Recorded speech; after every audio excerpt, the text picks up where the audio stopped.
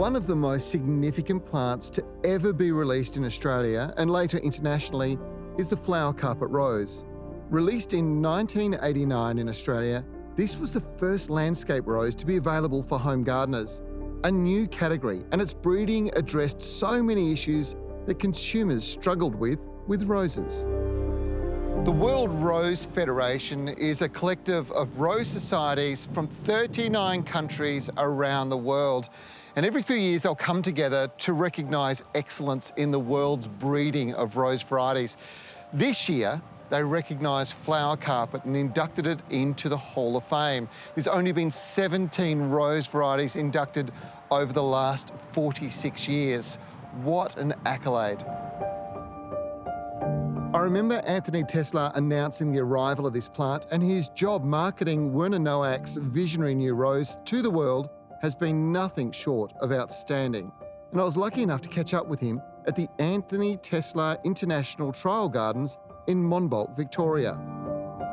Anthony, what an amazing accolade for what is an incredible plant. Tell us a little bit about the history.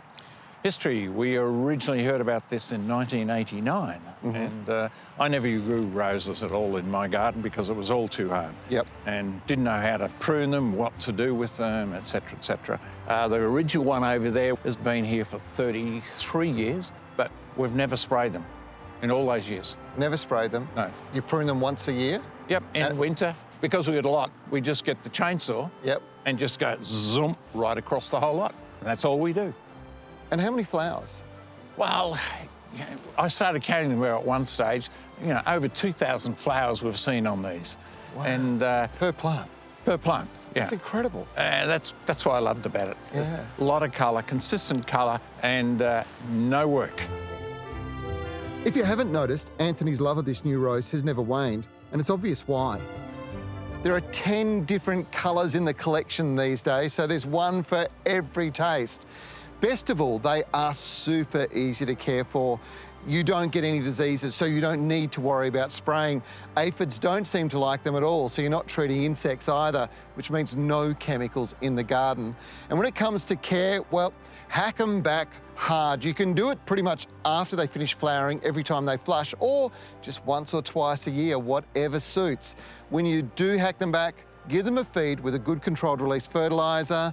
And last but not least, if you're in a hot, dry climate, give them a deep watering maybe twice a week. That's all they need to look this fantastic. Tens of millions of flower carpets have been planted around the globe since it's launched, and there's a very good reason why. They are the new benchmark, and whilst landscape rose category has definitely grown in the last 3 decades since Noack's breeding revolution, none of the latest releases have the extreme floriferous nature that this rose has, or the hardiness or disease resistance. When you see them used like this in a landscape, it's simply incredible, with very little work done compared to traditional rose varieties to achieve it.